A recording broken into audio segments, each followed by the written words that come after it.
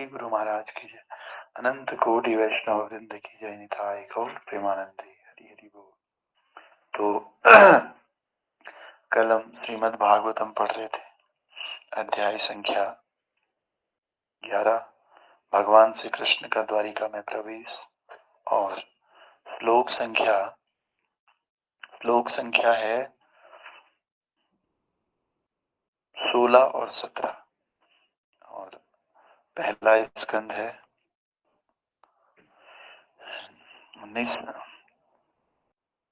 निशम्य पृष्ठ मायांतम वसुदेवो महामनः अक्रूरस्य योग्रसेन रामस्य अद्भुत विक्रमः प्रद्युम्नश्चारुदेष्णस्य साम्बोजाम्बवती सुतः प्रहर्ष वेगोच्छिसितः शयनासन भोजना निशम्य पृष्ठ मायांतम वसुदेवो महामनः अक्रूरस्य योग्रसेनस्य रामस्य अद्भुत विक्रमः प्रद्युम्नश्चारुदेष्णस्य साम्बोजाम्बवती सुतः प्रहर्ष वेगोच्छित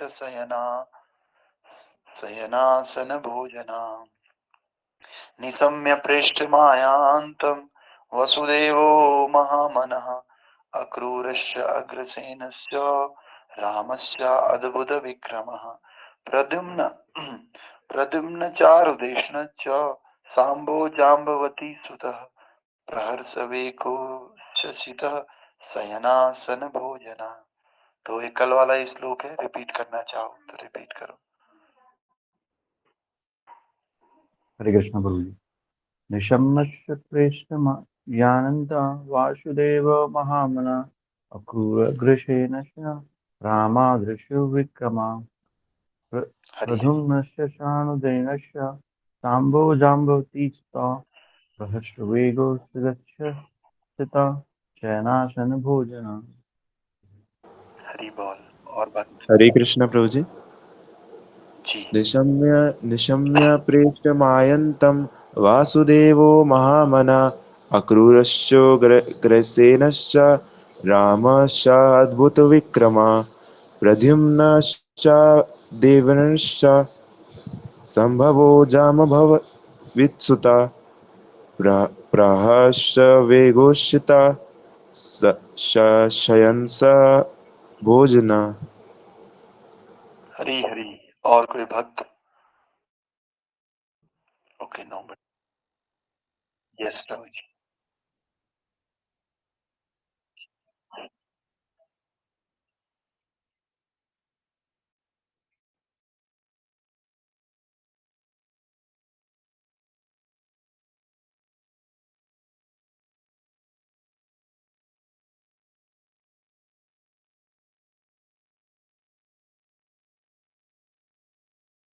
हरी हरी। हरे कृष्ण। और कोई? ओके,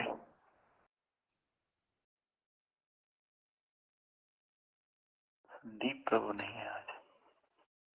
ओके, तो इसका अर्थ हमने कल देखा था कि जब भगवान श्री कृष्ण द्वारिका पहुंच रहे हैं तो ये सुनकर वसुदेव 1, अक्रूर 2, उग्रसेन 3, बलराम 4, प्रद्युम्न 5, चारुदेश 6 और जाम्बवती पुत्र सांब, जाम्बवती जी के बेटे हैं लेकिन नाम उनका सांब है, 7।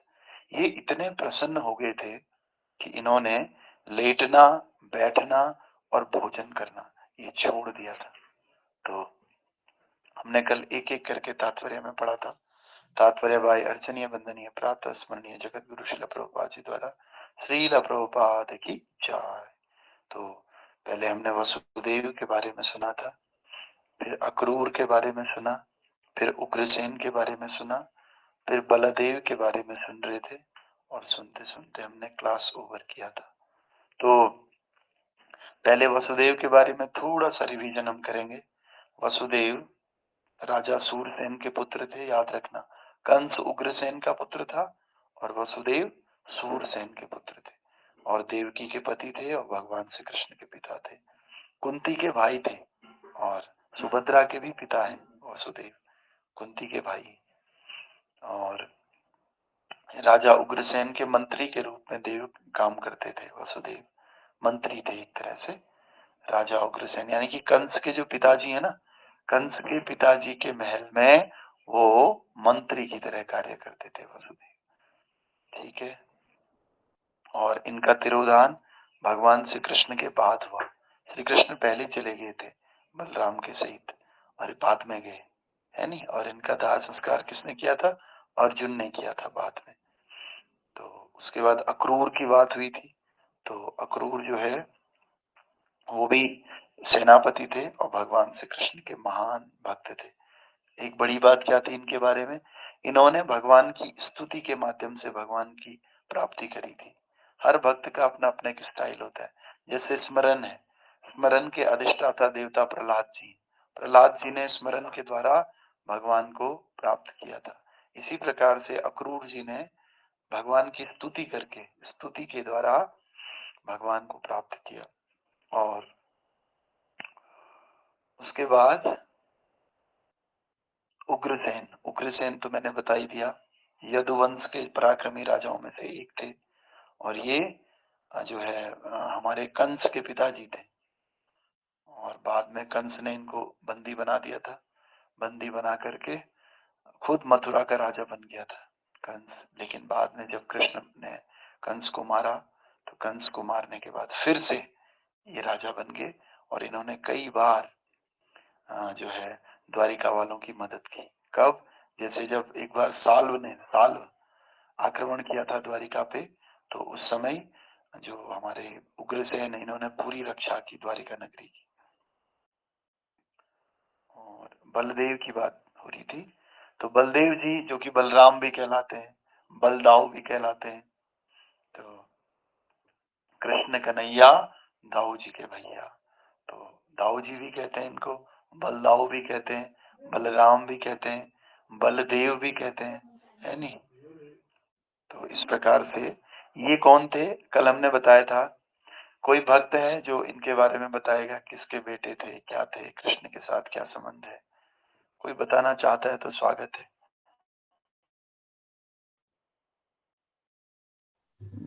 हरे कृष्ण प्रभु Somebody जी। interested? Yes, हाँ, प्रभु जी। बलदेव महाराज रोहिणी माता के पुत्र थे। हाँ, रोहिणी के पुत्र। रोहिणी कौन थी प्रभु जी? अ, रोहिणी वासुदेव की ही पत्नी थी, बट बाद में अच्छा, वो नंद महाराज के पास चले गए। हाँ, हरि बोल। थैंक यू सो मच प्रभु जी। हरे कृष्ण। तो जो वसुदेव है, वसुदेव की बहुत सारी पत्नियां थी, 8 पत्नियां थी। उनमें से एक रोहिणी भी थी और एक देवकी भी थी। तो देवकी और रोहिणी दोनों आपस में, रोहिणी से बलराम जी पैदा हुए और भगवान श्री कृष्ण का प्राकट्य देवकी से पैदा हुआ। तो इस प्रकार से दोनों थे। और हमने ये भी कहा था कि भगवान पहले देवकी के गर्भ में आए थे, बलराम जी, लेकिन बाद में ये क्या नाम है, रोहिणी के गर्भ में इनको ट्रांसफर कर दिया गया। तो इसीलिए कृष्ण के सौतेले भाई भी हैं और कृष्ण के अपने भाई भी दोनों तरह से। आइए, स्वागत है आपका। तो अब इनके बारे में हम आगे पढ़ेंगे। तो हमने ये भी कहा था कि बलराम का मतलब है जो बल देने वाले हैं। भगवान के वो अवतार जो हमें बल प्रदान करते हैं। और बल किस प्रकार का? तो हमने कहा था शारीरिक बल नहीं, आध्यात्मिक बल प्रदान करते हैं। तो इसीलिए, क्योंकि शारीरिक शक्ति से हमें भगवान का साक्षात्कार नहीं हो सकता। भगवान का साक्षात्कार करने के लिए हमें आध्यात्मिक शक्ति चाहिए। तो बलराम जी वो पर्सनालिटी हैं, वो सुप्रीम पर्सनालिटी हैं जो आध्यात्मिक बल प्रदान करते हैं, ताकि हम आध्यात्मिक शक्ति से भगवान का साक्षात्कार कर सकें। तो वास्तव में भगवान की 3 तरह की शक्तियां होती हैं, संवित, संधिनी और अलादिनी। जो संवित शक्ति है, जो संधिनी शक्ति है, वो क्या करती है? भगवान के धाम को प्रकट करती है, मृदंग को प्रकट करती है, भगवान की लीला के लिए जो भी वस्तु चाहिए उस वस्तु को प्रकट करती है। और जो अलादिनी शक्ति है वो भगवान को आनंद देने के लिए होती है। और जो सम्मित शक्ति है वो भगवान का ज्ञान प्रदान करती है। एक भगवान का ज्ञान प्रदान करती है, एक भगवान की लीला में जो भी सामग्री चाहिए वो सब प्रदान करती है, उसको संदिनी बोलते हैं। और एक भगवान को आनंद देने के लिए उसको आह्लादनी शक्ति बोलते हैं। तो जो संदिनी शक्ति है वो क्या है? वो बलराम जी है। बलराम जी भगवान को चाहे कुछ भी करना हो, चाहे भगवान को रास नृत्य करना हो तो उसकी सारी सामग्री भगवान बलराम जी क्रिएट करेंगे। चाहे भगवान को जो है मुरली की धुन सुननी होती है, मुरली भी बलराम जी क्रिएट करेंगे, है कि नहीं? दूसरा, भगवान को आनंद देना हो तो आनंद देने के लिए श्रीमती राधा रानी, राधा रानी भगवान की आह्लादनी शक्ति। आह्लादनी मतलब भगवान को आह्लाद देने वाली, आह्लाद मतलब होता है आनंद देने वाली। तो राधा रानी आनंद देने वाली शक्ति। और एक संवित शक्ति होती है जिसमें भगवान के बारे में ज्ञान होता है। तो ज्ञान देने के लिए तो बहुत सारे हैं, ब्रह्मा जी हैं, नारद जी, असील है, देवल है, ये सब भगवान की संवित शक्ति है। तो संवित, संधिनी और आह्लादिनी, तीन तरह की शक्तियां भगवान की। तो इस प्रकार से बलदेव जी क्या कह रहे हैं, आगे बलदेव जी के बारे में बता रहे हैं। बलदेव, मेरी आवाज आ रही है सभी को अच्छे से? हरे कृष्णा, वेरी नाइस, जी प्रभु जी आ रही है। ठीक है। तो बलदेव संदीपनी मुनि के शिष्य के रूप में भगवान श्री कृष्ण के सहपाठी भी थे। तो ये तो हम सभी जानते हैं कि संदीपनी मुनि के आश्रम में दोनों भाई पढ़ाई करते थे। उन्होंने बचपन में भगवान श्री कृष्ण के साथ मिलकर अनेक असुरों का संहार किया था और विशेष रूप से उन्होंने ताल वन में धेनुकासुर का वध किया था। धेनुकासुर आपको पता होगा, जो गाय का रूप लेकर आया था और भगवान बलराम ने उसको ऐसे ऐसे घुमा दिया था। तो कुरुक्षेत्र के युद्ध में वे तटस्थ बने रहे और भरसक प्रयत्न करते रहे कि युद्ध ना हो। वे दुर्योधन के पक्षपाती थे तो भी वे तटस्थ बने रहे। जब दुर्योधन तथा भीमसेन के बीच गदा युद्ध हुआ तो भी वे वहां उपस्थित थे।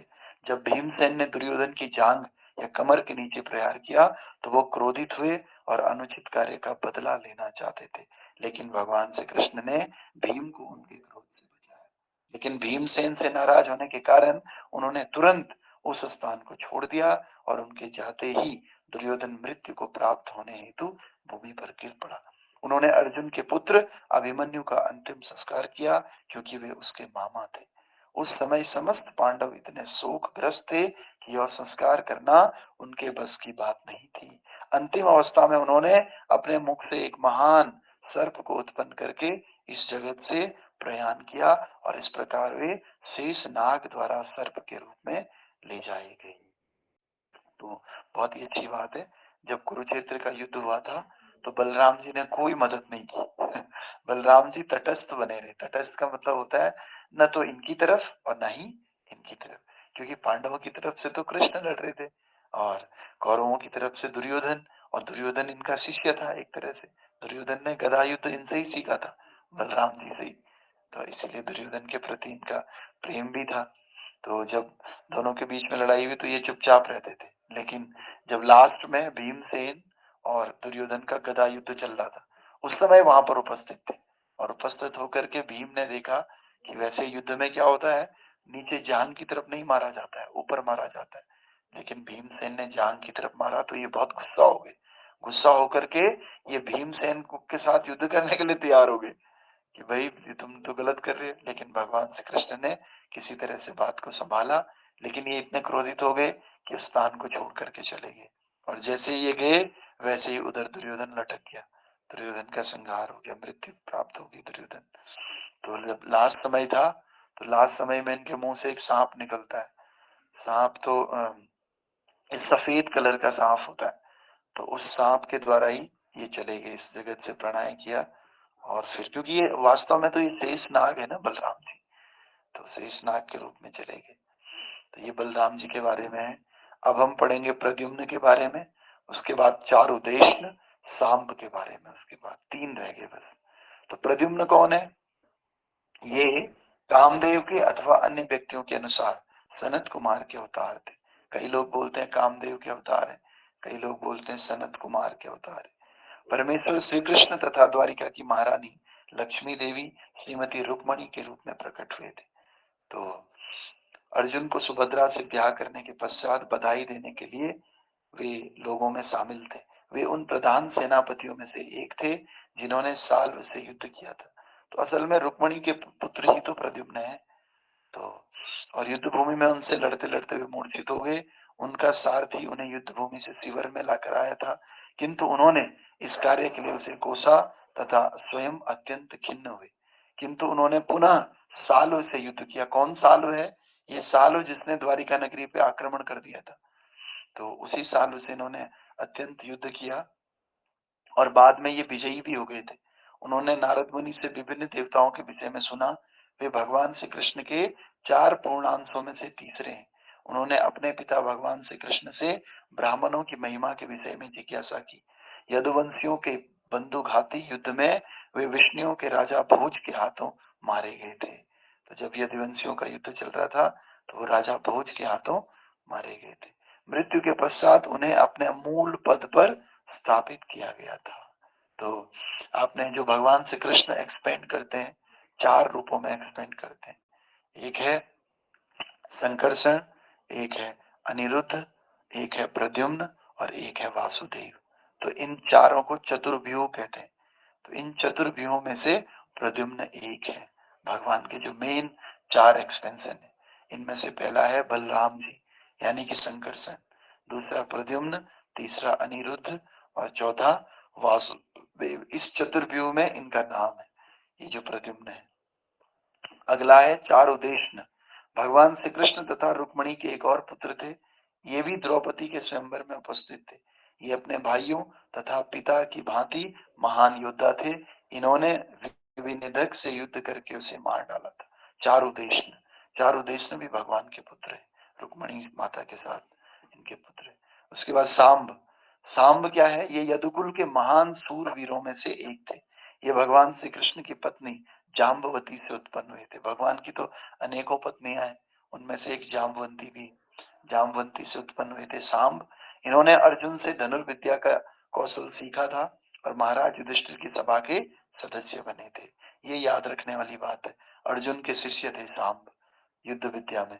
और ये महाराज युधिष्ठिर के राजसू यज्ञों में भी उपस्थित थे।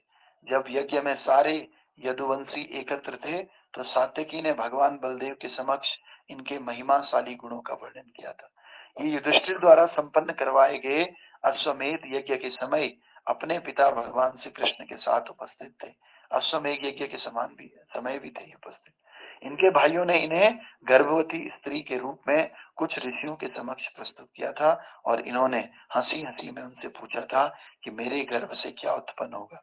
इस पर ऋषियों ने उत्तर दिया कि तुम्हारे गर्भ से लौह पिंड मूसल उत्पन्न होगा, जिससे यदुकुल में बंधुघाती युद्ध होगा। दूसरे ही दिन प्रातः काल सांब के गर्भ से एक बड़ा लोहे का पिंड उत्पन्न हुआ, जिसे उग्रसेन को समुचित कार्यवाही के लिए सौंप दिया गया। अंत में सचमुच ही पूर्व घोषित बंधुघाती युद्ध हुआ, जिसमें सांब मारे गए। हरि बोल। तो ये जो है सांब, हमको पता चल गया भगवान श्री कृष्ण और उनकी पत्नी जाम्बवंती के बेटे थे। तो जाम्बवंती के बेटे थे, इसीलिए क्या हुआ कि ये जो है एक बार इनके जो बड़े भाई हैं, ये भाई लोग इनको चिढ़ा रहे थे कि भाई तुम गर्भवती हो, तुम एक स्त्री हो। कई बार चिढ़ाते हैं ना, बच्चों को चिढ़ाते हैं, दोस्त भी आपस में एक दूसरे को चिढ़ाते हैं, ये तो लड़की है, ये तो स्त्री है। और स्त्री भी कैसी है, देखो इसका पेट निकल रहा है, गर्भवती स्त्री है। तो इस प्रकार से इसको चिढ़ाते थे। तो फिर ये बोलते, ये भी हंसी हंसी में बोलते थे, ठीक है मैं गर्भवती हूँ, लेकिन मेरे पेट से क्या निकलेगा। तो क्या निकलेगा, इस पर जो है ऋषियों ने उत्तर दे दिया कि भाई तुम्हारे तुम्हारे पेट से तो लोहे का पिंड निकलेगा, और जो ये लोहे का पिंड है ये यदुवंशियों को आपस में ही लड़ा देगा। तो वह भी ऐसी हंसी हंसी में बात कर रहे थे, लेकिन ऋषियों की वाणी में बल होता था, तो वो वैसा ही हो गया। सुबह दूसरे दिन उठे तो इनके पेट से जो है लोहे का मूसल पैदा हो गया, पिंड। तो इस पिंड को फिर दे दिया उग्रसेन को। बाद में सचमुच में ही द्वारिका वासियों में आपस में युद्ध हो गया। आप सब जानते हो द्वारिका नगरी सारी डूब जाती है, द्वारिका नगरी वाले आपस में एक दूसरे से युद्ध करते हैं। तो इसमें ये सांब भी मारे गए। तो कह रहे हैं इस प्रकार भगवान श्री कृष्ण के ये पुत्र अपना अपना स्थान त्याग कर तथा विश्राम करना, बैठना, खाना ऐसे कृत्यों से विरत होकर अपने पूज्य पिता की ओर दौड़ पड़े। तो ये सब लोगों ने खाना पीना सोना छोड़ करके अपने पिताजी की तरफ दौड़ गए।